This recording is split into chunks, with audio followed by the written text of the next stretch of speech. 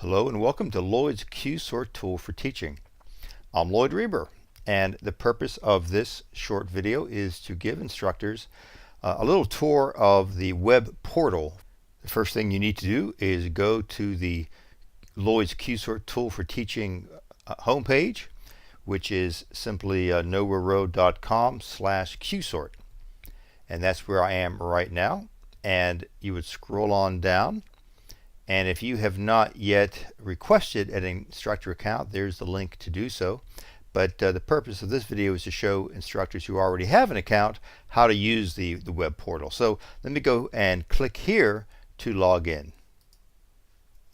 And I'll log in with my credentials for my alter ego, George Bailey. I'll put in his username and password and click to log in. Now everything I'm going to show you in this video is already waiting for you in written form in the link here to directions. So I'm going to click on that. And this is a fairly long page, and it really does give all of the information that I think you're going to need to know to get started with this idea of using Q-sorts in your classroom using my digital tool. So I'm going to go through this very briefly to give you an idea of how it works, going back and forth between some of the information on this page and the actual portal itself.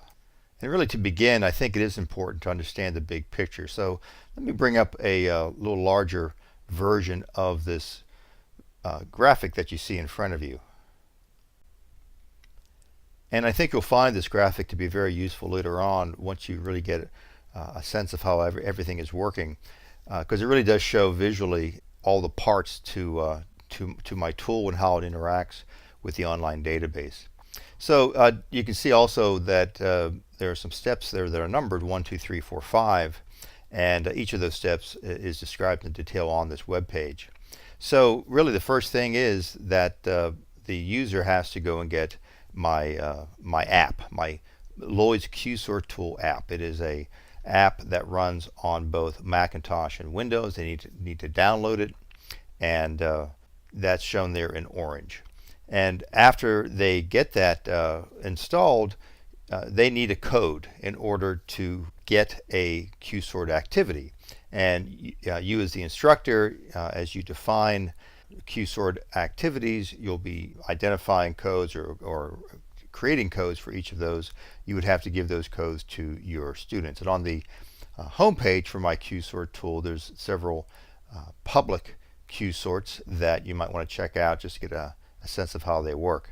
So the idea is that you would enter that code, and as you can see, a query is sent to the database, so that orange arrow going up to the cloud of the database, and it is then going to send a query to see if there is indeed an activity with that particular code. Of course, if it doesn't find a code, it'll give them a little message to that effect.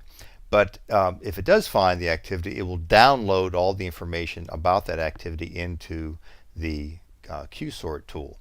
Now, if you notice in the cloud, you see there are two things. There's the Q-Sort definitions, and you can see ice cream, vacation, and pizza. And notice underneath each of those definitions, there are activities for ice cream. In fact, there's 3 for ice cream, and 2 for vacation, and 3 for pizza, and so on. And those Q-Sort activities are all bound to each of those definitions.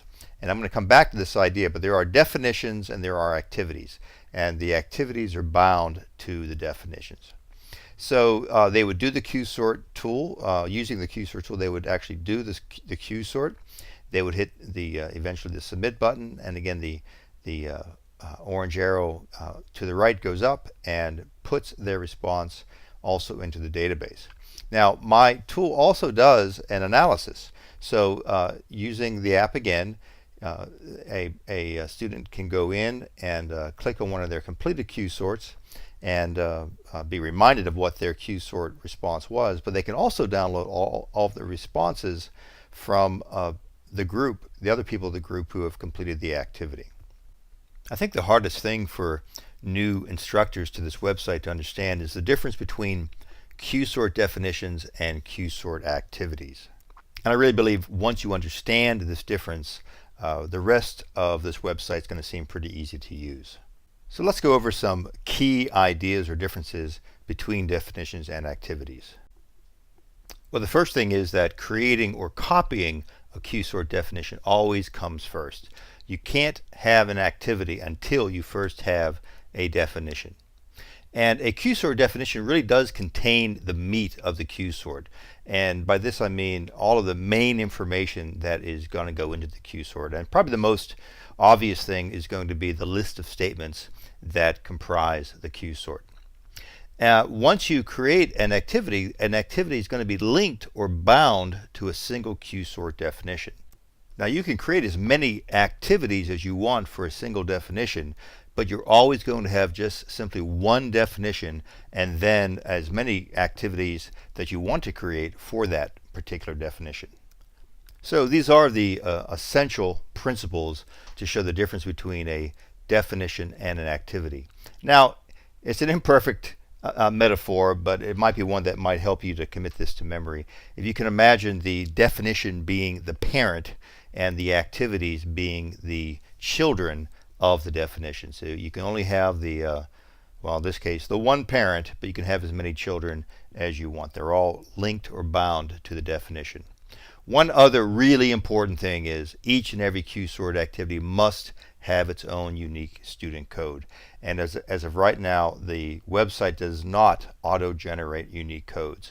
You're going to create the unique codes. You have to keep track of what codes you're using, as well as keeping track of other codes that maybe other instructors are using. There are links to all of the codes that have been used so far. I recommend that you come up with a little system to kind of guarantee that your code is going to be unique. For example, maybe always putting a little prefix in front of the code you come up with, such as your initials or a little numbering scheme, something that's going to be pretty much unique to you. Now you might have noticed that the directions have been put into a separate tab. I did this on purpose so that you would have easy access to the directions while you were working on other things in the portal. Let's go back to the home page, which is this other tab. So what we need to do first is create a definition, and there really are two ways of doing it. One would be to go to the shared instructor library and see if there is one that I want to copy for my own use. Or I can create a new Q-sort definition from scratch. And I think we should start by making a new definition from scratch. So let's go ahead and click on that. And here we have a page where we can enter all of the information that we need for the new Q-sort definition. There's a little bit of advice there about the topic that we're going to use to categorize this Q-sort, that if we want to add a topic to this list, we have the option to do that. The list of subjects is something that is not open to revision by individual instructors. If you find that this list is insufficient, email me and I will consider adding to the list. But you might want to do that first about looking at the topics, because before that new topic is available, it has to refresh the page, which of course would erase any information that's already on here. Okay, let's create a new Q-sort definition. The topic of this particular Q-sort is going to be one of my favorite topics, namely pizza. So I'm going to give this a title of pizza. And I've already looked at the subjects and topics, and I do think that culinary arts would be a good choice for the subject, and this is just meant for fun, so I'll choose fun. Now I need to give a short message that will appear when the app first loads this Q-sort, and I'm going to use simply this is a sample Q-sort about pizza. Next, I need to give a guiding statement. This is very important in a Q-sort. This is what is going to guide the students as they complete the Q-sort. In this particular case, my guiding statement is, please rate the importance of these pizza characteristics in your life. And I'm going to put in the Q-sort statements right away, because these are the characteristics that I'm talking about. And here they are. I'll let you take a look at these. As you can see, this is a very short Q sort. I'm sure you could come up with a lot more characteristics of pizza if you so desired, but those are the ones I'm going to include in this Q sort. Next, I need to give labels for the positive rating pole of this Q sort, as well as a label for the negative rating. So for the positive rating, I will give a label of most important, and the label for negative rating, as you probably will guess, is least important. Next, you can see that there is a spot there for labels for rating slots, but there's already a little message about using the defaults. I really encourage you just to use the defaults. It is possible to customize the labels and the overall shape of the Q sort board, and that's more of an advanced kind of an idea. There is an option to do that, but I'm not going to get into that in this particular video. I think for 99% of the instructors using my tool, the defaults are what they're going to want to use. All right, let me scroll down. I'm almost done. There's something there about a summary question. Well, I'm going to first put in the text of my summary question. The summary question comes up after the Q sort takes place. This is pretty much your standard Likert scale type of question. I'll explain more about this in some of my text of my directions. This is actually not part of a traditional Q sort. This is something that I have added, which I think is very helpful for instructional uses of a Q sort. But it's basically I want people to be able to rate sort of this topic in general. So I am a big fan of pizza. Now, if I don't like pizza, it might be good to know that, because I still have to sort these particular items whether or not I like pizza. And this will give me some sense of whether or not this individual is in favor of this particular topic. And I have to have some labels for the ratings for this particular question. And I think what makes the most sense for this, I am a big fan of eating pizza. Either I strongly agree or I strongly disagree. Now, I can always come back and update this later if I see any problems. You might want to enter comments later on, particularly if you decide later to share this in the instructor library. It is not going to be shared right now, but if you click that to turn on this option, what will happen is this Q sort definition will appear in something called the instructor library, and other instructors using this website portal can then choose to use, or really to copy, that definition into their own collection. So that's something to think about, and I think once you get to the point where you think a particular Q sort definition is working well, I really hope you will decide to share many of those with other instructors using this tool. Okay, well, I should review this as I go, and if I am satisfied, I will create the definition. And I think I'll just go down here to list all of my Q sort definitions. And as it turns out, George here already had one on favorite colors, which he has shared in the instructor library, and now the one that he just created, pizza, he meaning me. Okay, and you can see here I can update this very, very easily. I can also duplicate it. This is kind of very helpful. You might be creating definitions that share a lot of characteristics, meaning that you're doing one kind of Q sort that is working well, but you want to kind of tweak it and do another one, but you don't want to erase the first one. You want to have maybe an adaptation of a particular Q sort definition. So you can very easily duplicate it without having to go and do it all from scratch. Here's a place where I can create a new activity for a particular definition, and I'm going to be coming back to that in just a moment. I'm going to go back to the instructor homepage just to show that there is a link to look at or browse the shared instructor library of Q sort definitions. And if I go in there, you can see all of the current definitions that are in the library.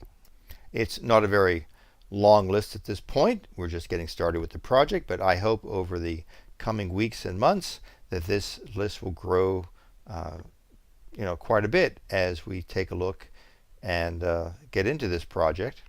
And you might say, well, the titles help me out here a little bit, but what's it all about? Well, if I click on one of these, like social media, it will actually show me a list of all the different parts of the definition. And I apologize, the Q-sort statements, for whatever reason, are not showing up on individual lines, which makes it a little tough to understand it, but I think you get the basic idea of it. But the point is, this is just giving you a little peek into what the definition is to let you decide if you want to copy that and maybe adapt it or change it if you want for your own purposes. If you do copy it and make some changes, don't worry, the original does not get changed. You have your own copy. Okay, let's go back now. And there are all of the, again, shared. Let's go back to the instructor home.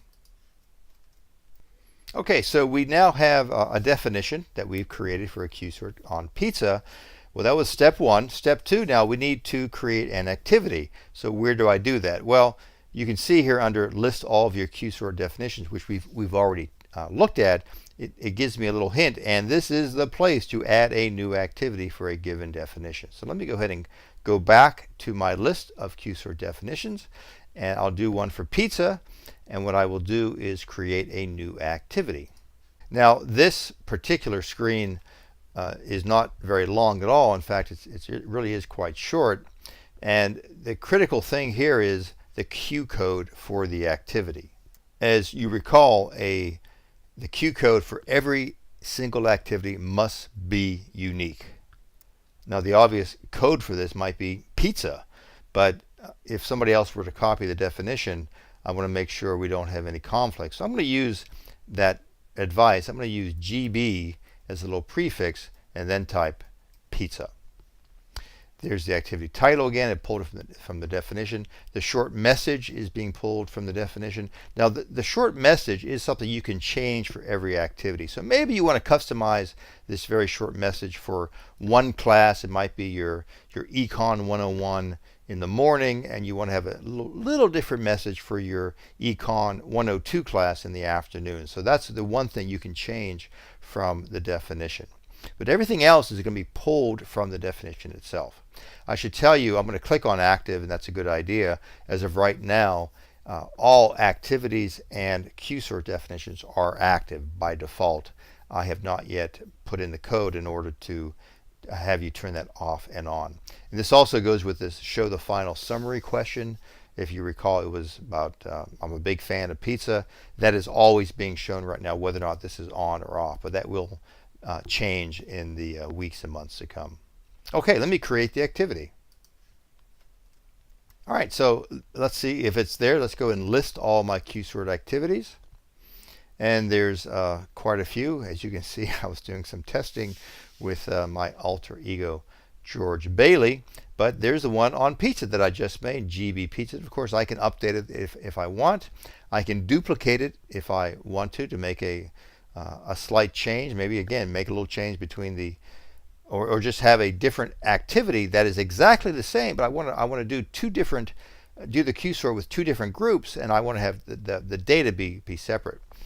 This click to raw data, once you run a Q-sort with a group of students, you might want to have quick access to the raw data, and it really is the raw data. It's not going to be very understandable, but if you're doing some research, I know when I do research, I want to always have access to the raw data. In another video, I'm going to show how to use the instructor version of my Q-sort app.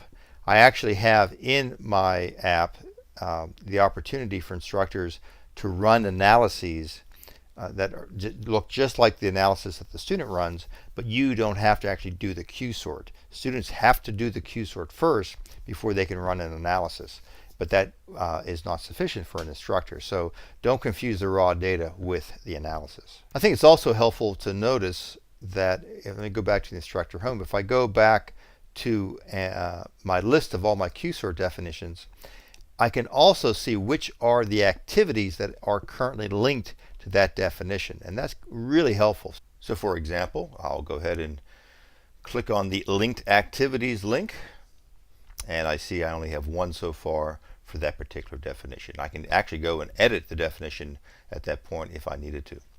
All right, so that should be a nice way to very quickly get organized to see what activities you have for each of the different definitions. Okay, let's go back to the instructor homepage. And the last thing I want to show you is this link here to Instructor Resources.